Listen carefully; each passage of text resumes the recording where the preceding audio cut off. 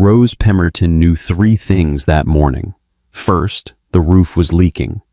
Second, her father's lawyer had cried the night before. Third, the carriage of the Duke of Wexford was standing at the end of the street, and the man himself was waiting for permission to enter. All three were bad. But the third was the strangest. They had no servants anymore. Those had left the previous month with polite farewells, quietly swallowing their unpaid wages. Rose opened the door herself.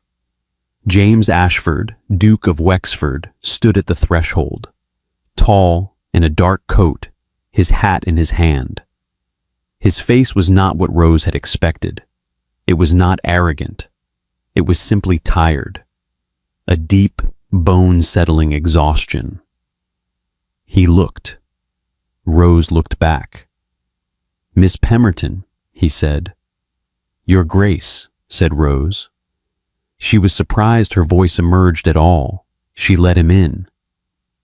What else could she do? She could hardly leave him outside. The street had already seen him. They moved into the sitting room. Rose offered him a seat. James sat. Rose sat. Between them stood a small, cracked marble table. Upon it, an old book, a cold teacup, a candle from yesterday. James did not look at these. He looked at Rose. "I will speak plainly," said James. "Please do," said Rose. A moment passed. "I am aware of your family's situation," he said. "The debts, the lawyer, the roof." Something in Rose sank. He knew about the roof, too. "This is not an offer," said James. His voice was level, no apology in it, no discomfort, only fact. "It is an arrangement." "I am listening," said Rose. "I am engaged," said James. "Lady Cecilia Vane. I have wanted to end that engagement for 2 years now. But Cecilia's family is powerful, and so is mine. No one wishes to make the first move." He paused. "You may be that first move." Rose understood, quickly, as she always did. "If you are seen with me," she said, "Cecilia will withdraw." "Or her family will," said James. "It makes no difference. The result is the same." And in return, James drew a paper from his pocket and placed it on the table. Rose looked, numbers, dates, signatures, her father's debts, all of them, to the last coin. "I will settle them," said James, "in full." Rose did not take the paper. She only looked. Her mind worked quickly, as it always did, both her greatest strength and her greatest flaw. She calculated, weighed, saw. If the debts were cleared, her father would be saved. The house would be saved. The roof could be repaired. The lawyer would stop crying. And in return, she would be seen for a few weeks with a duke. "How long?" Rose asked. "1 season," said James. "Perhaps less. Cecilia is impatient. She will understand quickly." "And afterward?" "Afterward, everyone goes their separate way." Rose considered. "No one will know the truth?" "No one." She turned to the window. The street was gray, always gray now, or perhaps it had always been so, and she had only failed to notice before. The neighbors' children were playing on the pavement. A vendor shouted somewhere in the distance. An ordinary morning. And yet this morning, a duke had come, placed a paper upon her table, and the only thing he asked of Rose Pemberton was, "Be cheap." The word struck in her mind.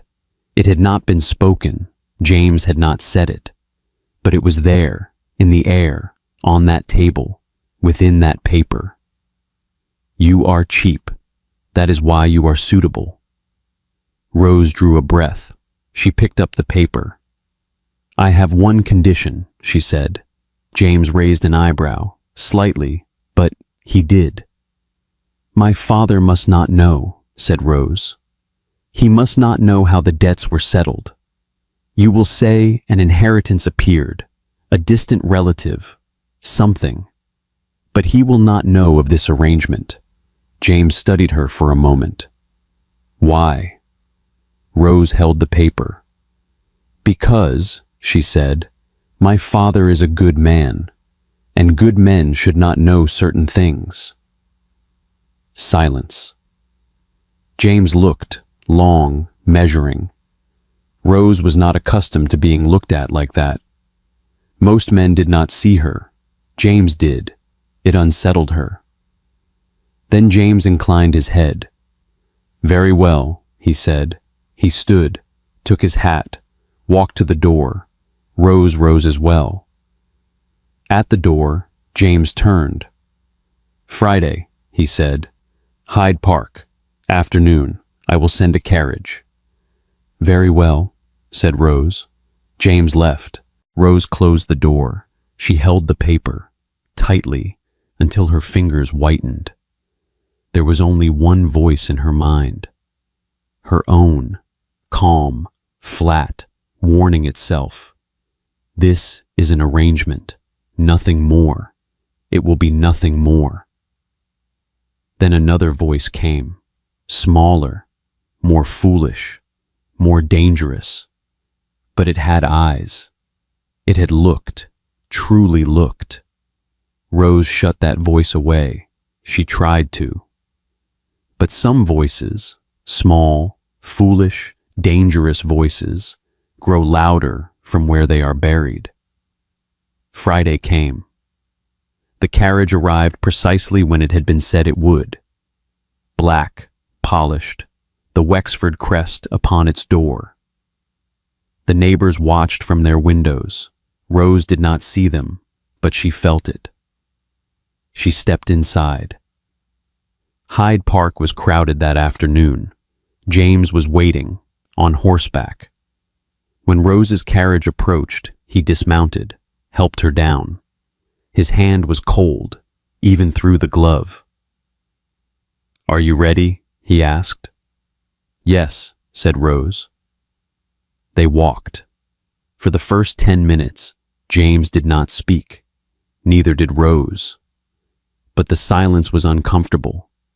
Two people walking side by side in the middle of Hyde Park, in full view of everyone, saying nothing, and the silence did not look real.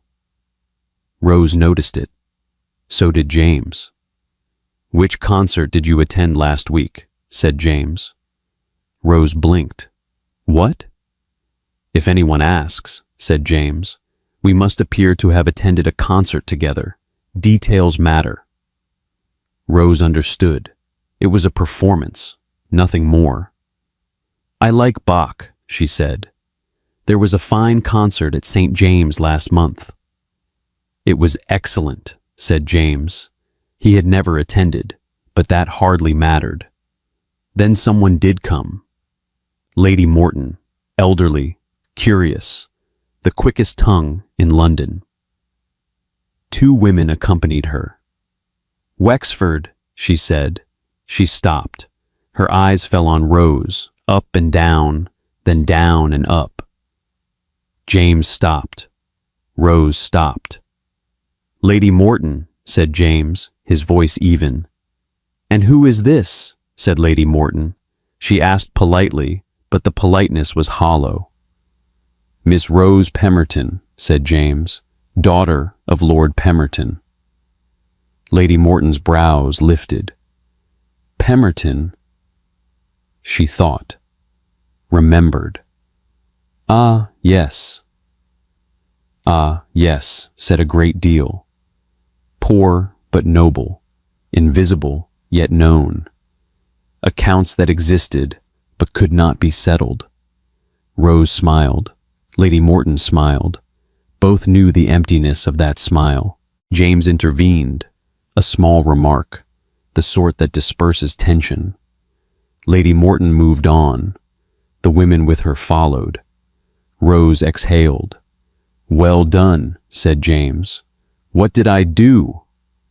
Smiled, said James. You did not tremble. Rose studied him.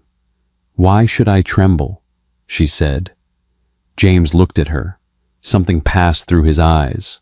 Rose could not name it. They walked on. That week, they met 3 times. Hyde Park, a dinner, an exhibition. Each time, someone saw them. Each time, the news spread. London's oldest, most reliable method, from ear to ear, from drawing room to drawing room, from letter to letter. The Duke of Wexford is being seen with someone. Who is the girl? Pemberton. Those Pembertons? At the end of the second week, Rose received an invitation. Lady Ashton's dinner. Not her name alone, Miss Rose Pemberton and her companion. Her companion. It was James. Rose held the invitation. For a long time. Because last month such an invitation would not have come, nor the year before. Rose Pemberton, poor but noble, invisible yet known, had always been at the very end of invitation lists. Or not on them at all. Now she was. Her father asked at dinner, "Where did this invitation come from?" "Lady Ashton," said Rose, "we are acquainted." "Are you seeing the Duke of Wexford?" Rose did not set down her fork. "We have met a few times," she said, amicably. Her father looked at her, long, concerned, with that mixture of love and worry fathers possess. "Rose," he said, "that man is engaged." "I know." "Then, father." Rose looked at him. "Everything is well." Everything was not well. It merely looked as though everything was well, and that was different, because with each passing day, James felt less like an arrangement. He was still distant, still cold, still careful with every word he chose. But sometimes something slipped. It had happened at the exhibition. They had stood before a painting, old, dark, a storm-tossed sea. As Rose looked, she had made a small observation, really meant only for herself. James had stopped, turned, looked at her, truly looked, with those tired eyes, from within that bone-deep weariness. "How did you see that?" he had said. "What?" "In the painting," said James. "The boat within the storm. Everyone looks at the storm. You looked at the boat." Rose had not answered. But that look stayed with her. It returned at night. It was the first thing that came to her in the morning. Everyone looks at the storm. You looked at the boat, and that was why it was dangerous. Because Rose Pemberton, clever, practical, careful Rose Pemberton, had not managed to silence that small, foolish voice. On the contrary, it had grown. That week, she saw Cecilia for the first time. At a gathering, Rose had received the invitation. She would attend with James. Everything was ordinary. Then Cecilia entered. The room changed. Rose felt it. The shift in the air, sudden, physical. People turned, voices lowered, and Cecilia knew how to enter a room. Tall, golden-haired, in a gown of midnight blue. Beautiful, truly beautiful. Rose could not deny it. But her beauty was cold, like glass, bright, sharp, capable of cutting those who passed through it. Her eyes swept the room, found James, then found Rose. She smiled. Something in Rose dropped, because this smile was not like Lady Morton's, polite and empty. This was different. This was I have seen you smile, I have measured you, and I have already finished you. James's hand touched Rose's arm, lightly, a warning. "Do not look," he said, low, for Rose alone. "She already has," said Rose. James did not reply, but his hand did not leave. That night, on the carriage ride home, Rose looked out the window. London was dark, its usual darkness, with its lamps and smoke. Cecilia's smile was in her mind, and James's hand, side by side, one cold, one warm, both dangerous. Rose closed her eyes. "This is an arrangement," she told herself. "Nothing more." But Cecilia's eyes had told her something else. "You want something from me, girl, and we both know what it is." Rose did not sleep that night. Morning came. She rose, went downstairs, poured tea, and she admitted it to no one, not aloud, only within herself, quietly. "The arrangement has changed. I do not know when, but it has." The invitation came from Lady Forsyth, a tea gathering, small, select, 12 women.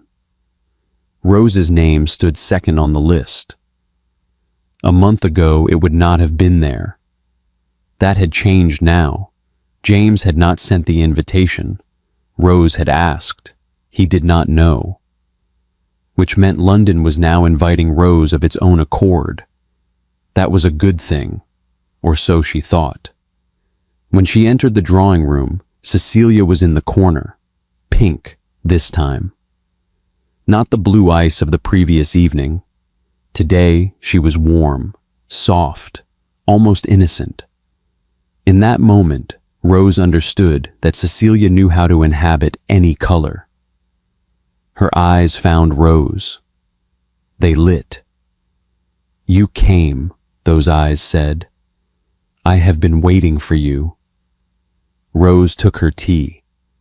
She spoke with a woman named Vivian, cheerful, harmless, talking about her hair. Rose listened, smiled, appeared entirely normal. Cecilia did not approach at once.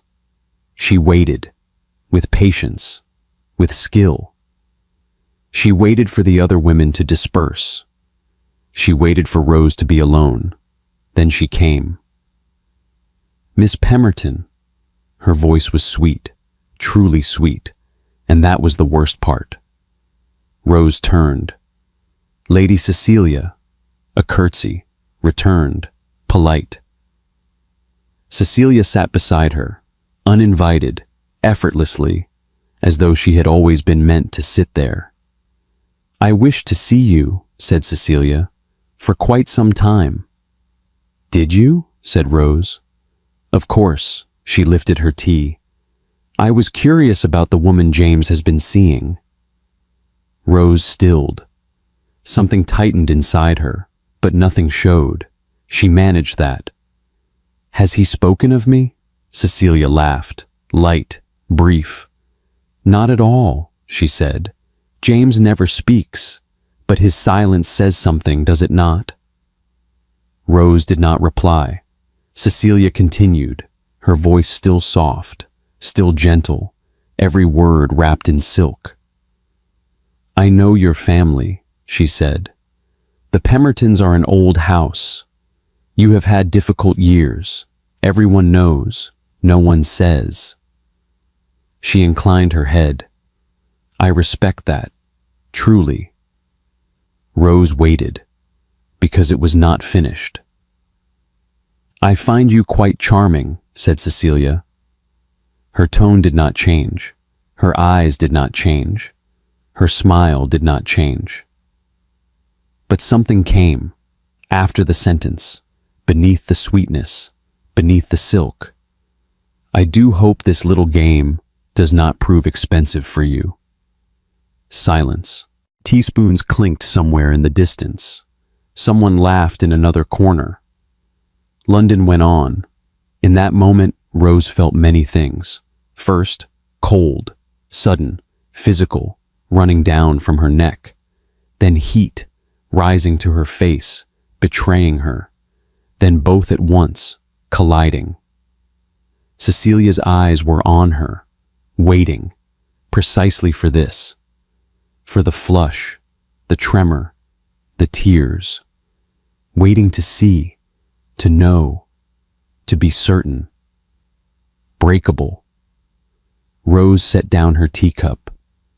Slowly, without a sound, she looked at Cecilia and smiled, her own smile, neither empty nor cold, simply roses. "Thank you for your advice," she said. "You are most kind." She rose, curtsied, turned, walked, 10 steps to the door. With each step, she held her back straight. With each step, she concealed her smile, no longer truly a smile, but she concealed it all the same. With each step, she felt Cecilia's eyes on her back. She stepped through the door, into the corridor, stopped, leaning against the wall. No one was there. She looked at her hands. They were trembling. Slightly, but unmistakably. The game. Cecilia knew. She knew everything. The arrangement, the debts, why Rose was here. Or she guessed, and that was worse, because she guessed correctly. And that word, expensive, it was a warning, wrapped in politeness, sweetness, silk, but a threat. Withdraw, or I will, and you will lose far more. Rose pushed herself off the wall, stepped outside. The air was cold. It helped. It struck her face, took away the flush, steadied her hands. She walked. When she reached home, her father was in his study. Rose went upstairs, entered her room, closed the door, sat, and cried. Not for long. Short, angry tears, the kind directed at oneself. Not for Cecilia, not for what she had said, for herself. Because Cecilia was right. This was a game. And Rose, clever, practical, careful Rose, had felt something real within it. That was foolish. That would be costly. She wiped her face. Rose. She rose, went to the window, looked out. The street was gray, as always. She thought. Cecilia had meant to frighten her, and she had succeeded. Denying that would be dishonest. But Cecilia had done something else as well, without meaning to, with that sweet voice and silken threat. She had shown Rose exactly where she stood. You are in the game, but you are also the one playing it.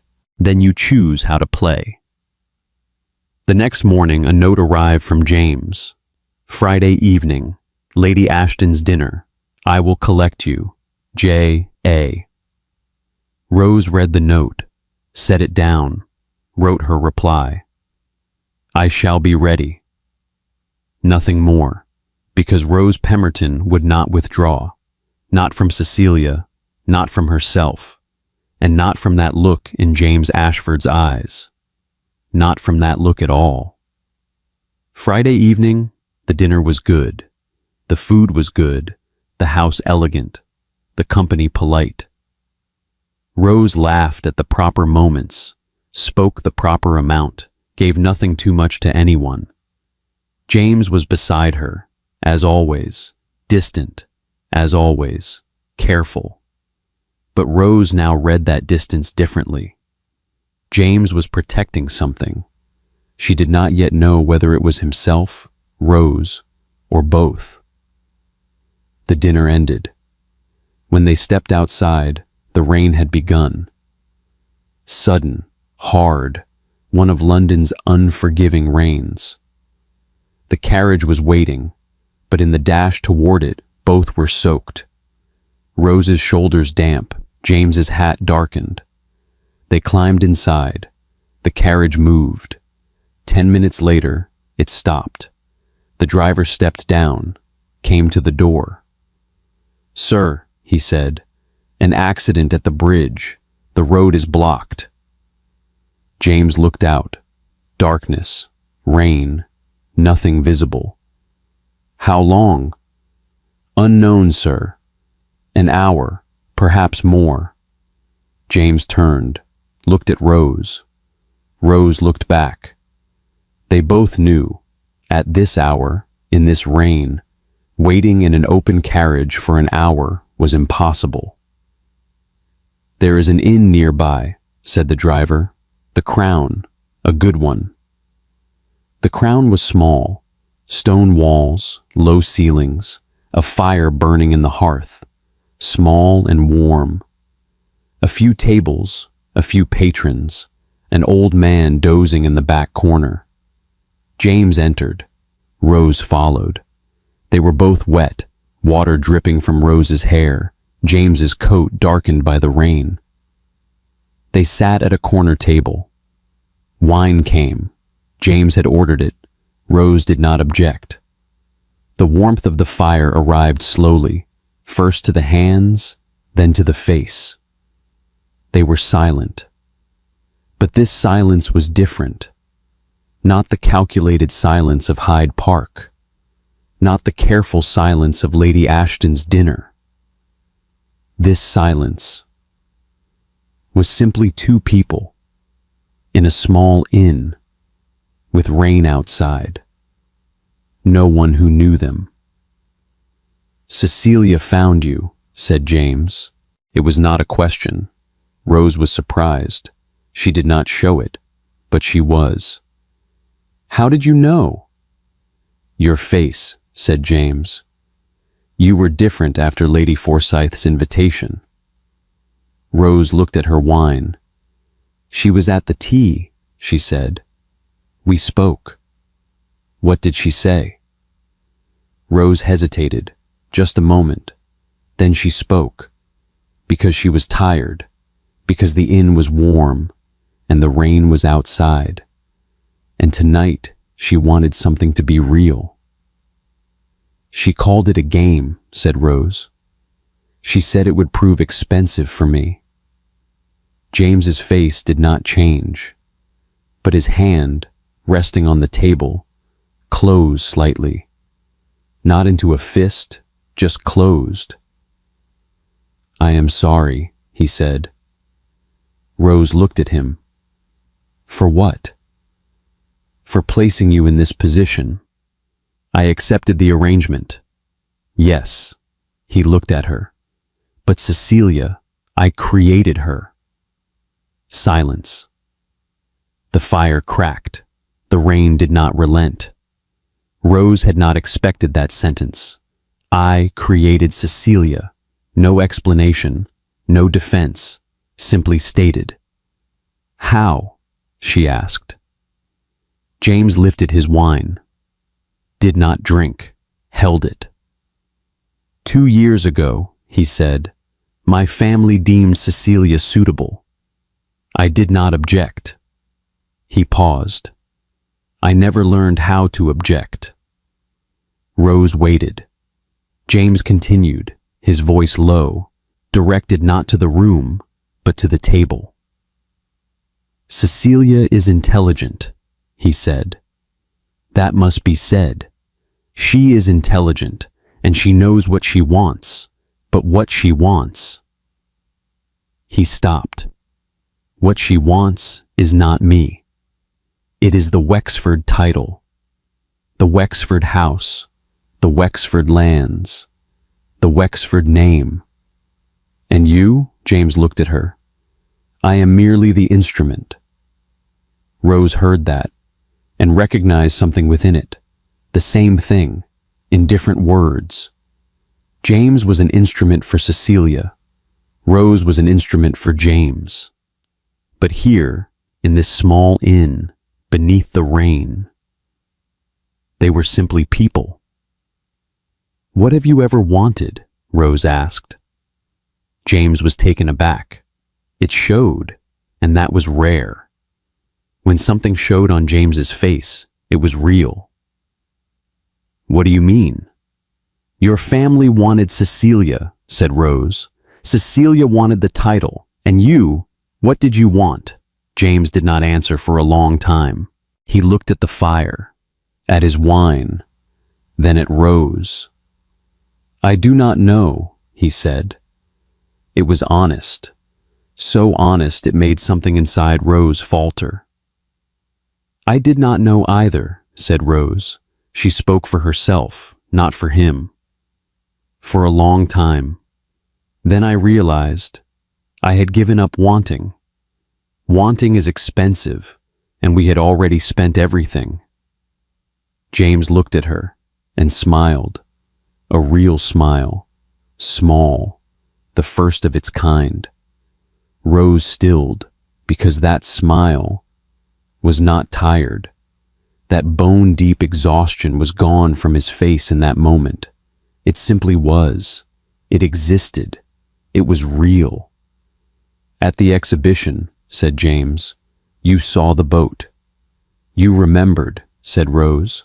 "I remembered everything." The sentence lingered in the air. The fire crackled again. Rose lifted her wine, not to drink, but to give her hands somewhere to go. Outside, the rain still fell. Inside, something had begun. Small, fragile, dangerous. And this time, Rose did not silence that small, foolish voice. She let it remain. An hour later, the driver returned. "The road is clear, sir." James stood. Rose stood. Coats were donned. They walked to the door. The outside was still wet, but the rain had softened. They entered the carriage. Halfway through the journey, James spoke. Rose, her name, for the first time, not Miss Pemberton. Rose. She turned. James was looking out the window.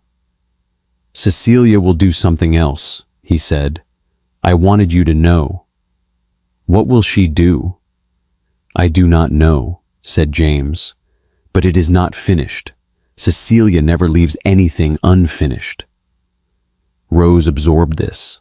London passed outside. Lamps, wet pavements, night. "I am ready," she said. James turned, looked at her. "Are you certain?" Rose met his gaze. "No," she said, "but I am ready." James looked at her for a long time, then turned back to the window. But at the corner of his mouth, the trace of that small, real, first-seen smile remained. When Rose entered the house, it was late. Her father was asleep. The house was silent. She climbed the stairs, entered her room. She looked at herself in the mirror. Wet hair, flushed cheeks, eyes wide awake. Cecilia's voice returned to her mind. "I do hope this little game does not prove expensive for you." Rose looked at her reflection and thought, "Perhaps it will." But some things are meant to be costly. The dress arrived in the morning, a large white box. No name on it, only the Wexford seal, small, in the corner. Molly opened it, then stopped, then called for Rose. Rose came downstairs, looked. Midnight blue silk. Simple, yet heavy. The weight of the fabric was evident before one even touched it. The sort of dress that would not disgrace a woman in any drawing room in London. Neither excessive nor lacking. Exact. Rose reached out, not to touch it, only to confirm that it was real. It was. There was a note inside the box. One line, in James's hand. Tonight is Wexford's grandest ball. Be ready. J.A. Rose read the note, then read it again. Be ready. It carried two meanings, one for the ball, the other for Cecilia. That evening, James came. When Rose stepped to the door, he was standing beside the carriage. He had not come inside. He was waiting outside. When he saw her, he looked. He looked for a long time. Then he looked away. But that look, Rose kept it somewhere inside herself, stored it, set it aside for later. The ball was held in the great house on Grosvenor Square. The lights were visible from a distance, every window, the entrance, the gardens. Music spilled into the night, strings, the finest orchestra in London. The carriage stopped. James stepped down, offered his hand. Rose took it. When they entered, London turned. Eyes turned. Everywhere, from every corner, every age. Rose felt it. She always did. But tonight it was different. Tonight she wore midnight blue silk, and James stood beside her, and when the eyes turned, there was no shrinking within her. There was something else, something different. The dancing began. James danced with Rose. The first dance, the one everyone saw, the one everyone counted. James danced well. So did Rose. The distance between them was proper. The placement of hands was proper. Everything was proper. But once James looked. In the middle of the dance, in the midst of the music, once he looked. And once Rose looked. And in that moment, what passed between them did not follow any rule. The dance ended. People dispersed, gathered, took drinks, laughed. James was drawn aside, an older lord, important, someone he needed to speak with. He glanced at Rose. 5 minutes, he said. Very well, said Rose. James left. Rose took a glass of champagne, moved beside a column, a place where backs were turned, where one could observe without being seen. Rose liked such places. She had spent her life watching London from them. She watched the dancers, the conversations, the laughter, and then she watched Cecilia.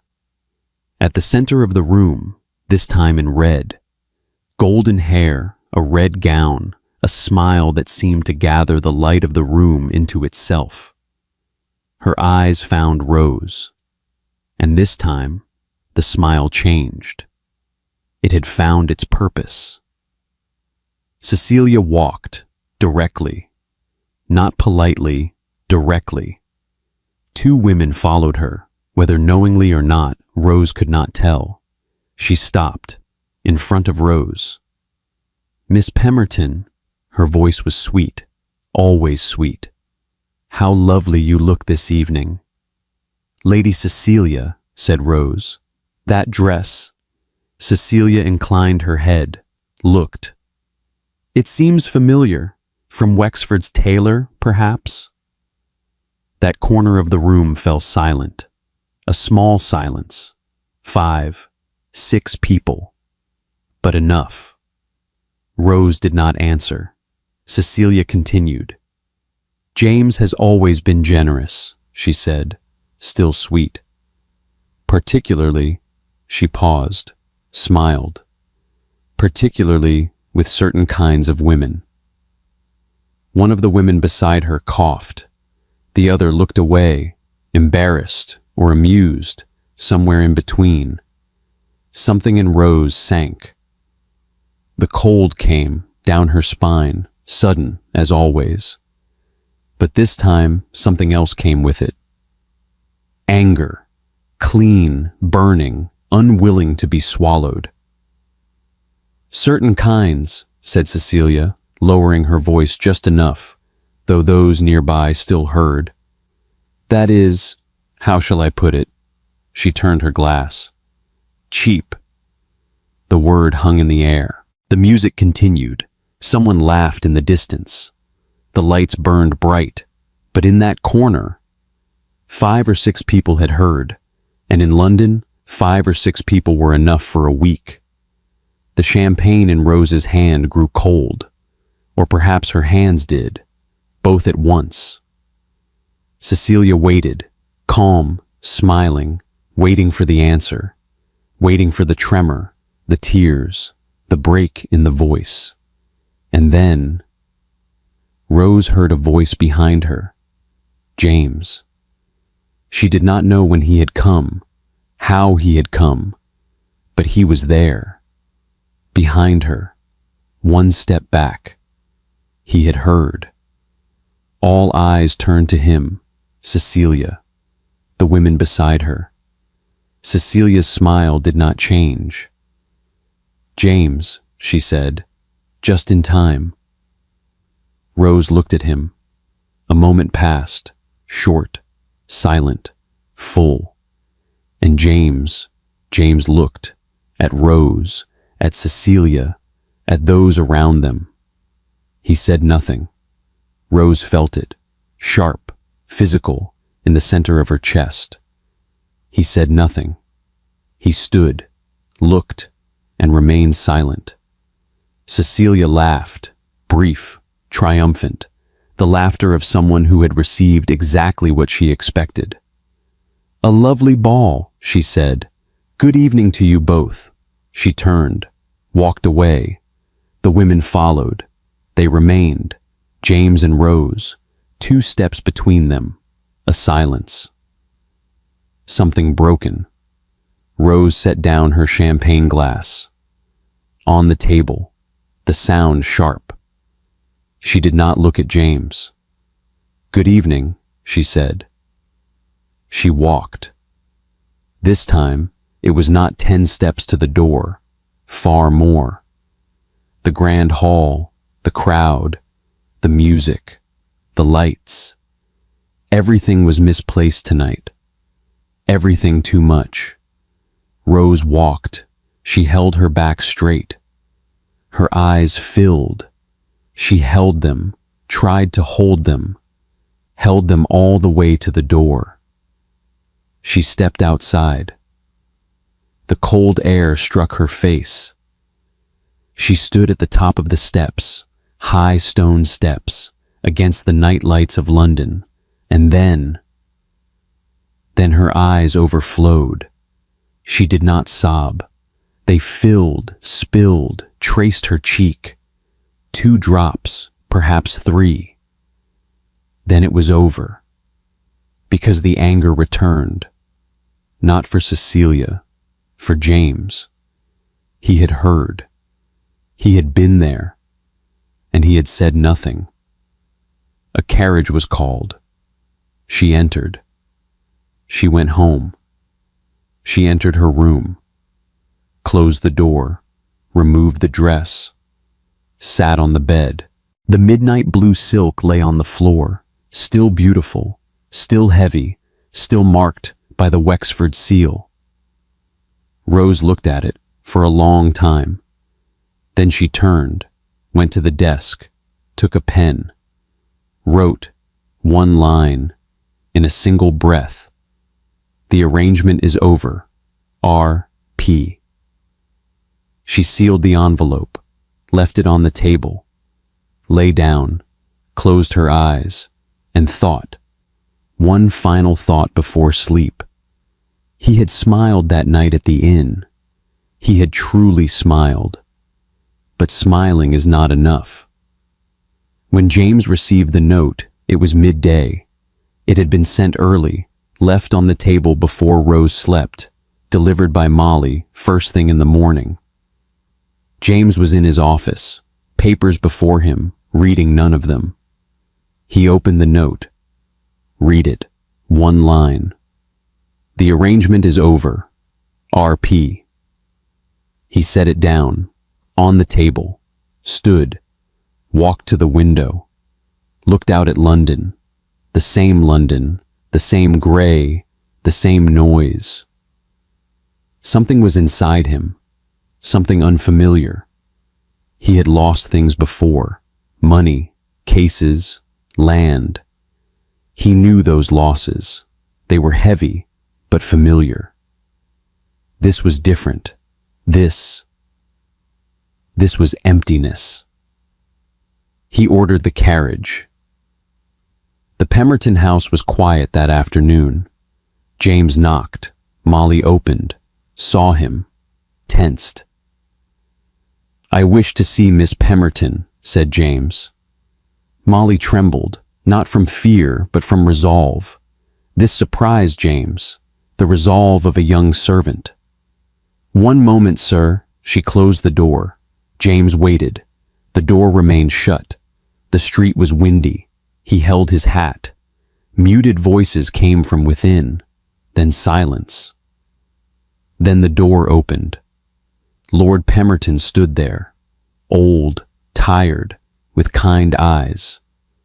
The same eyes as Rose, same color, same attentiveness, the same way of seeing everything. "Your Grace," he said. "Lord Pemberton." James inclined his head. "I wish to speak with your daughter." Lord Pemberton looked at him for a long time. "Do not come," he said, plainly said, not rude, not harsh, simply plain. "Sir, my daughter does not wish to see you." Lord Pemberton leaned against the door, his voice lowered. "And neither do I, your Grace, to be frank." James was about to speak. Lord Pemberton continued. "Rose is a good girl," he said, "a very good one, better than I." His eyes locked onto James's. "And a good girl does not deserve to be used." The word lingered. Used. James heard it, fully heard it, every letter, every weight, because it was true. And because it was true, it was heavier still. "I wish to protect her," said James. "You did not protect her last night," said Lord Pemberton. Silence. The wind passed between them. James did not answer, because he had no answer. The night before, Cecilia had spoken. 5 or 6 people had heard, and James had stood there. He had heard, he had seen, and he had remained still. Lord Pemberton was about to close the door. "May I say one thing?" said James. Lord Pemberton waited. "You are right," said James. "In everything, you are right." He paused. "But if you tell me to go, I will go. It is Rose's decision." He stepped back. "Only know this. I have ended the arrangement as well, unilaterally. The debts will be paid, everything I promised will be done." His voice neither rose nor fell. "Without condition." Lord Pemberton looked at him for a long time. Then he closed the door. James turned, walked to the carriage, entered. It moved. When he reached home, he went to the great hall, sat, into the chair, before the fireplace. The fire was not lit. The room was cold. He sat and thought. He thought of the night at the inn, the rain, the warmth, Rose's voice. "I had given up wanting," she had said. Just like that, calm, even, without self-pity. And James had understood, because he lived the same way, for years, without wanting, only accepting, in the direction his family wanted, in the direction Cecilia wanted, in the direction everyone wanted. Rose had asked him, for the first time, "What did you want?" He had not answered that night. He had said, "I do not know." But now he did. He stood, went to his study, sat at his desk, took up a pen. He did not write at once. He waited for a long time, before the blank page, in the empty room, with the sounds of London around him. Then he wrote. It was not long. He sealed the letter, called for his valet. "Tonight, to the Pemberton house," he said. "It is to be placed in the girl's hands, not the Lord's, the girl's." The valet left. James looked at the fireplace. The fire had not yet been lit. He rose, lit it himself, knelt, placed the wood, struck the flint. The first spark did not take, nor the second. The third did. The fire began, small, hesitant, trying to grow. James watched it. That night, Rose received the letter. Molly brought it, knocked, entered, held out the envelope. "A servant left it," she said it was for you alone." Rose took it. Molly left. Rose looked at the envelope. It was James's hand. She held it for a long time, without opening it, simply holding it, feeling its weight in her hand. It was not the weight of paper, it was the weight of what lay inside.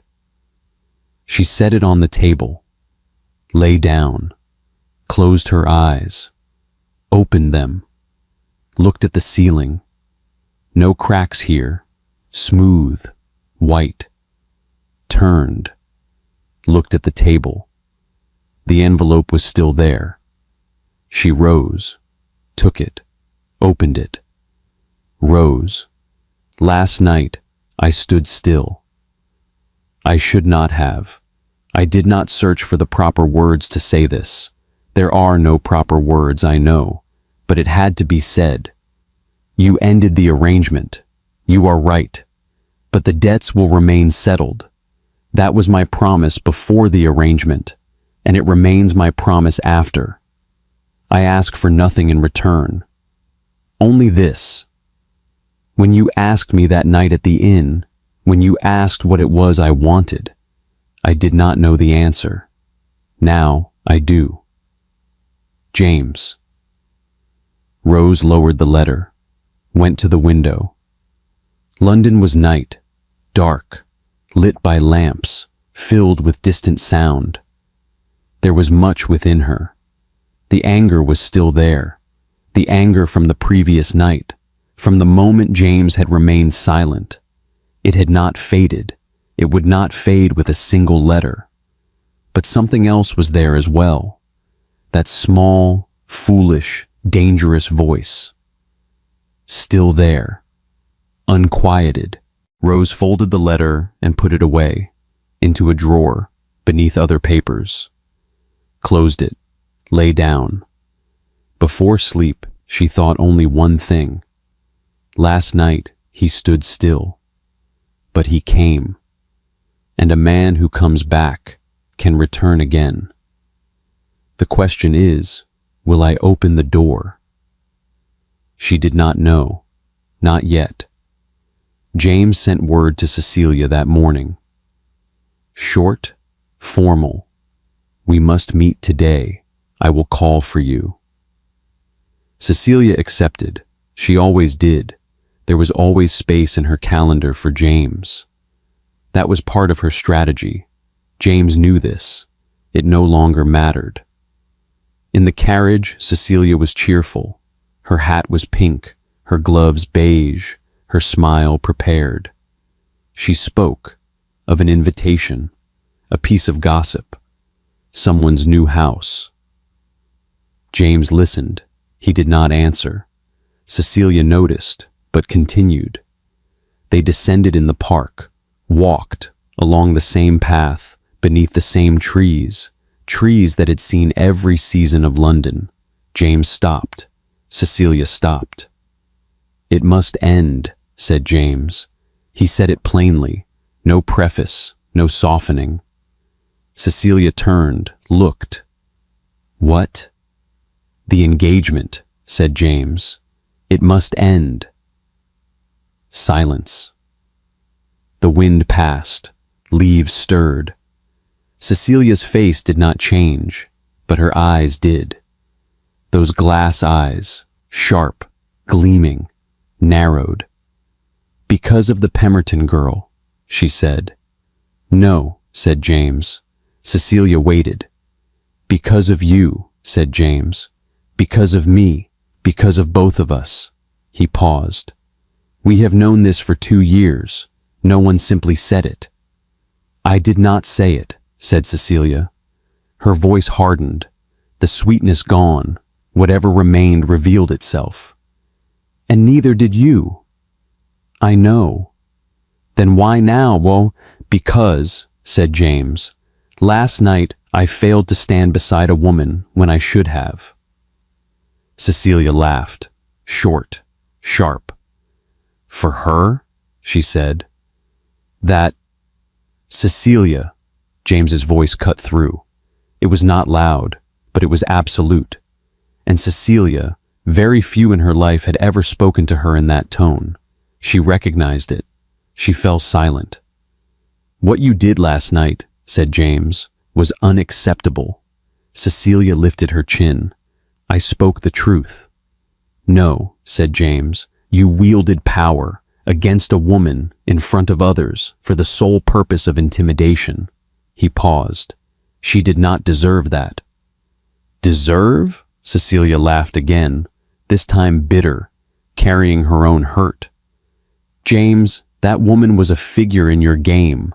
I was wrong," said James. "It was wrong to place her in that position. I know that. But what you did last night, that does not make you right." Cecilia looked at him for a long time, and in that look, for the first time in 2 years, James saw something. Behind the glass composure, deep within those sharp eyes. Weariness, a weariness like his own. "You never loved me," said Cecilia. Her voice had lowered. No sweetness, no threat, only plain. James did not answer.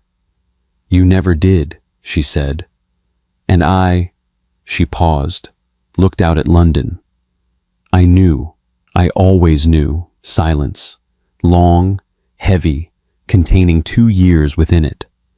"Why did you continue?" James asked. Cecilia turned, looked at him.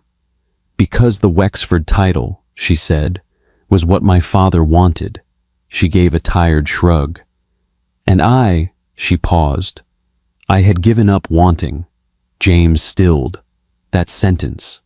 He had heard it before, in another voice, another room, beneath the rain, in a small inn. "I had given up wanting." 2 women, 2 different women, the same words, and James had done the same thing to both.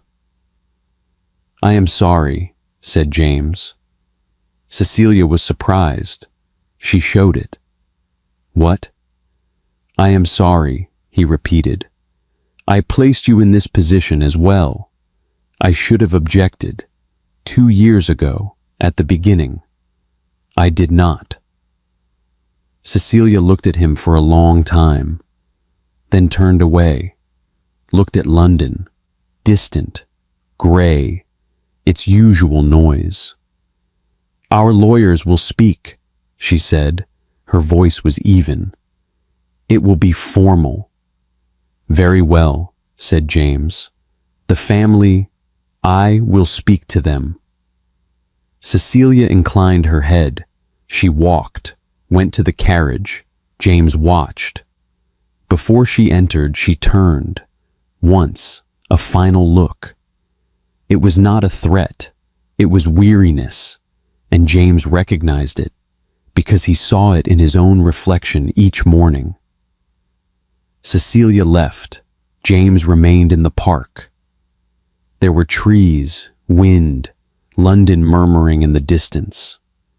The emptiness within him remained, but it had changed. It was a full emptiness now, the kind that grows something inside it. He knew what it was. He did not go to the carriage. He walked. The Pemberton house was 15 minutes away. James walked, no carriage, no valet, his hat held against the wind. He passed through London streets, over stone pavements, through narrow lanes. He came to the door, stopped. Yesterday, Lord Pemberton had opened it. Today, he did not know. But he had come. Not for the arrangement. That was over. Not for himself. Perhaps it was too late for that. For Rose. Only for Rose. He knocked. Molly opened. Saw him. This time, she trembled. But differently. Not as she had the day before. "Sir," she said. "Miss Pemberton," said James. "Please." Molly looked at him. She did not close the door. "One moment," she said. She left. James waited. This time, the door remained open. A small thing. But James noticed. Voices came from within. Low, brief. Then footsteps, the creak of stairs, the boards of the corridor. Then Rose appeared. She stood in the doorway. Her hair was not arranged, half loosened, the look of mourning. Her dress was simple, purple, provincial, not the midnight blue of the ball, but her eyes. Her eyes were awake. They always were. She looked at James. "I came," said James. "I see," said Rose. Silence. James let his hands fall to his sides. "Last night I stood still," he said. "I should not have.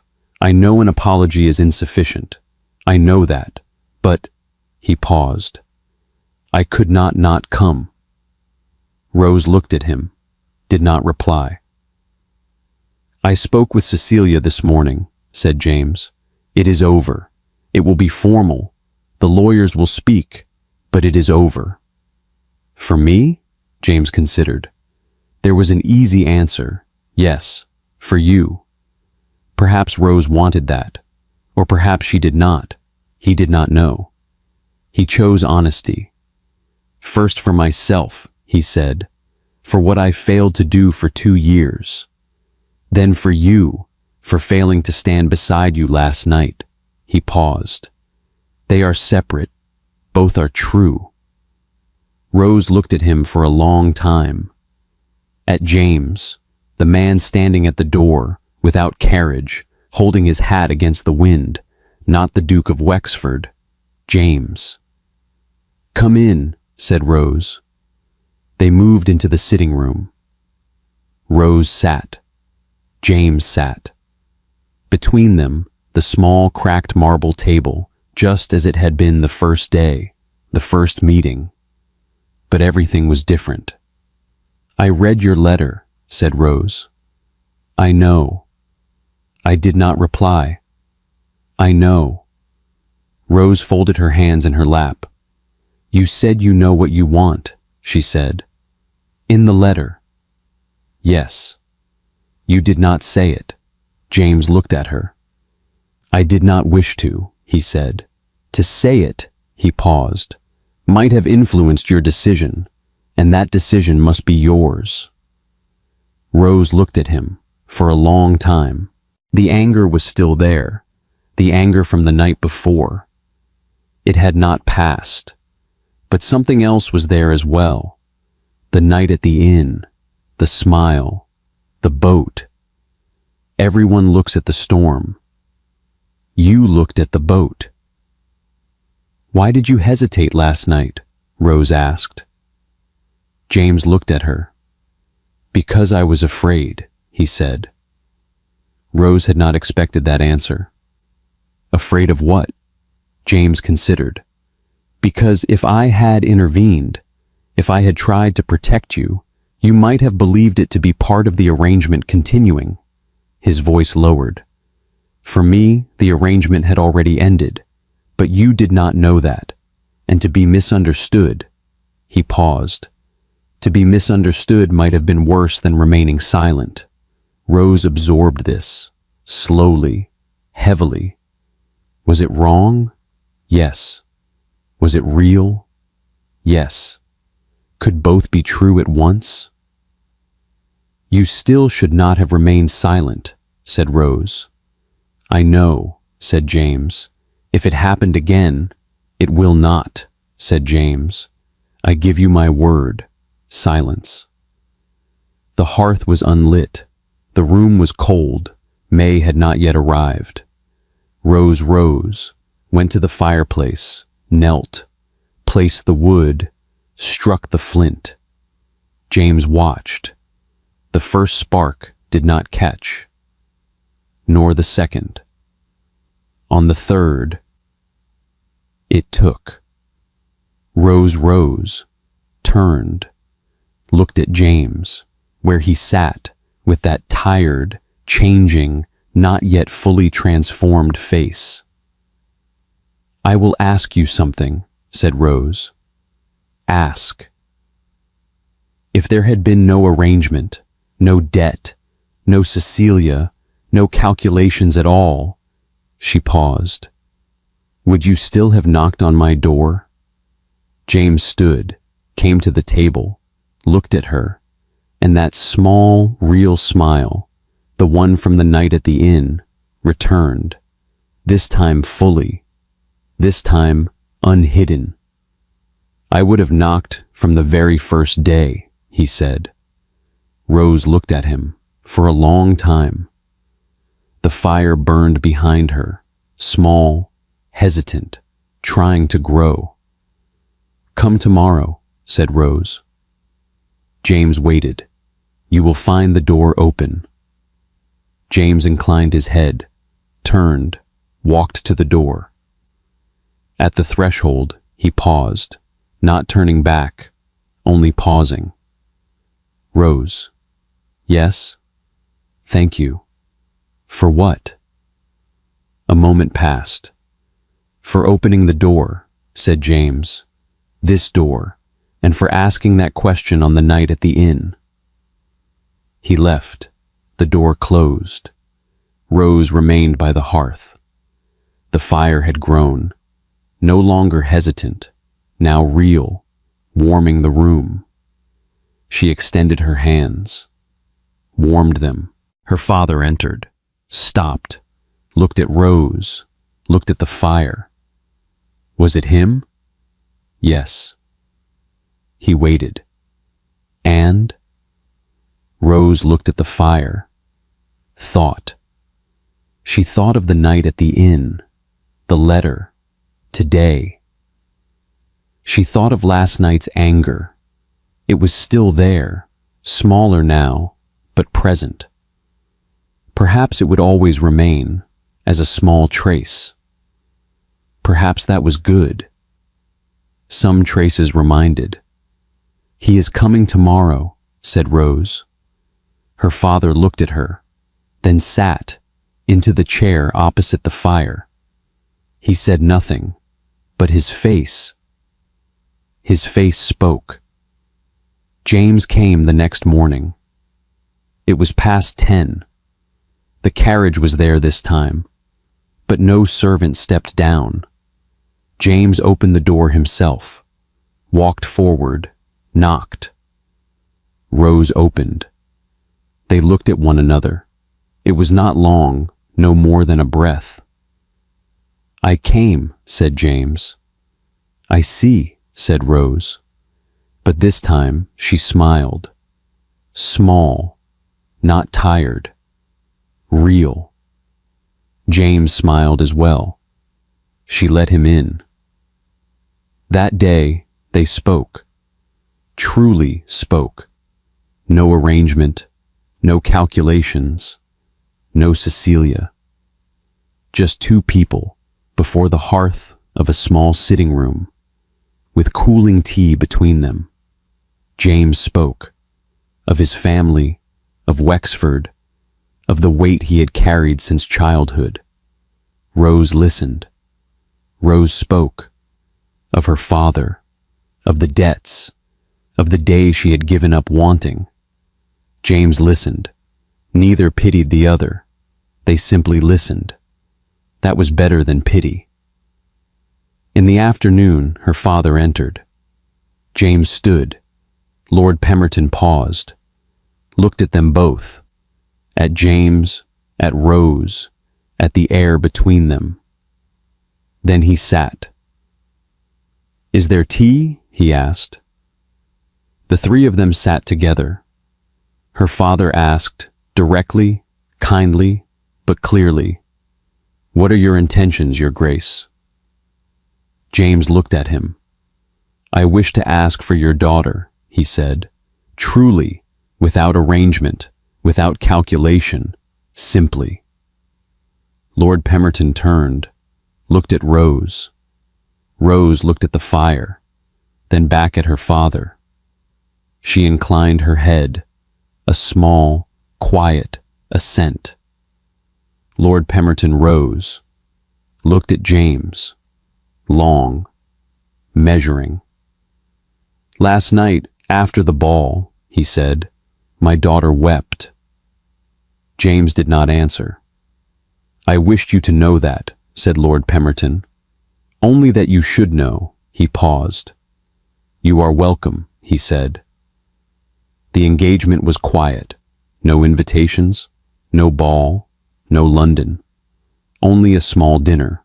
Rose, her father, James. The ring was placed. Wine was poured. Her father cried. He did not hide it, wiped his face, and continued. Rose laughed. James watched. London spoke. Of course it did. Cecilia's engagement had been broken. James was engaged to the Pemberton girl. Had the Duke of Wexford lost his senses? The gossip flowed. Rose heard it. It reached her, from Lady Morton, from old invitations, from the street. She heard it and waited. Nothing inside her sank. That surprised her. One day, Vivian came, cheerful, curious, standing at the door. "You will tell me everything," she said. Rose let her in. She told her, not everything, but enough. The arrangement, the inn, the ball, the door opening. Vivian listened, then sat. "What did Cecilia say to you after the ball?" she asked. "Cheap," said Rose. Vivian's face tightened. "And James?" He was silent. "And then?" "He came," Vivian thought. "Is that enough?" she said. "That he came?" Rose considered, honestly, without seeking the easy answer. "No," she said, "not by itself." She paused. "But silence is not an answer until you understand why it was silence." And he explained. "Did you believe him?" "Yes." "Why?" Rose looked at her. "Because," she said, "on the night at the inn, he did not lie. Before the ball, before everything, he was real that night. And a person who is real once cannot be false everywhere." Vivian looked at her for a long time, then laughed. "You are clever," she said. "A little late," said Rose. They both laughed. The wedding was in June, a small church, Rose's choice. James had asked, Rose had considered, had said small. James had not objected. The guests were few. Her father, Vivian, two of James's close friends, no one else, no London. That was Rose's decision. This day was not for London. Rose woke early that morning. The weather was clear, June sunlight, real, warm. She opened the window. Birds could be heard in the garden. She looked at herself in the mirror. Her gown was simple, cream, no lace, understated. She arranged her hair herself. Molly helped, and the two of them laughed when something went wrong. Her father knocked. "Are you ready?" Rose turned, looked at him, his shirt pressed, his hair neat, his eyes bright. The debts were gone from his shoulders. She could see it. It was the posture of a man no longer carrying weight. "I am ready," she said. James was waiting in the church. He turned when Rose entered, and his face, that deep, bone-settling weariness, was gone. Not entirely. Years do not vanish in weeks, but its edges had softened. The weight in his eyes had lightened, and his gaze was on Rose, only on Rose. Rose walked, her father at her arm, through the steps, the aisle. In the final steps, he let go, fingers loosened, his arm withdrew. Rose continued. Alone. Those last steps, alone. She stopped before James. They looked at one another. The priest spoke. The words came, old, familiar. Rose heard them and did not hear them, because she was looking at James, and James was looking at her. And within that gaze, Rose saw this: the night at the inn, the rain, the fire, the door, and this man had come back to the door. Is there any objection? Silence. No one spoke. The vows were said. James first, his voice low, his eyes on Rose. Rose after, her voice came, faltering only on the first word. The ring was cold on her finger. Then it warmed. When they stepped outside, the sun was high.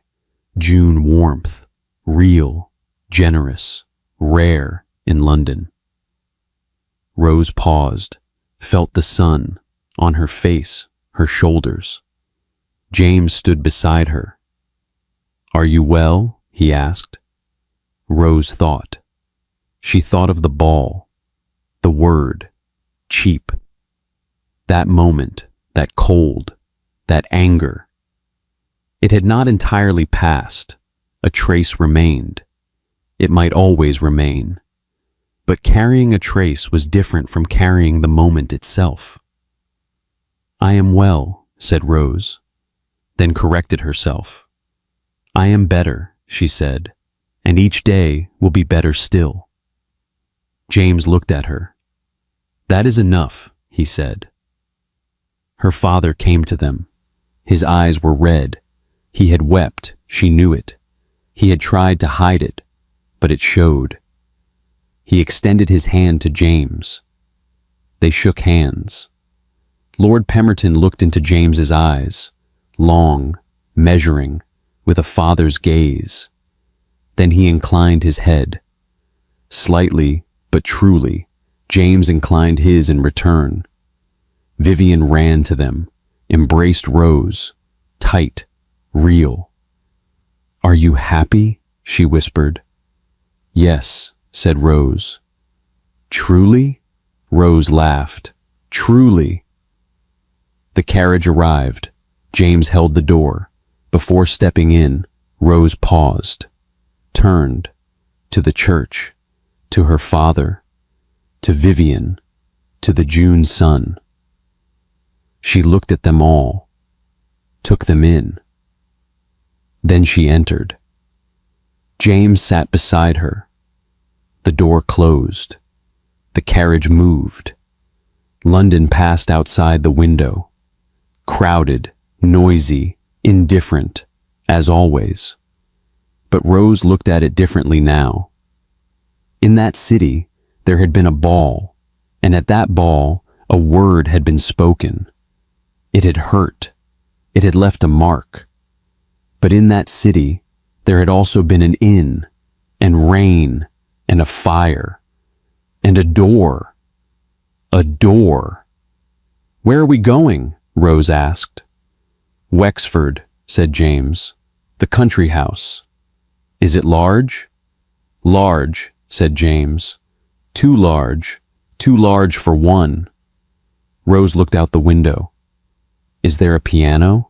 James looked at her. "There is," he said. "No one has played it for years."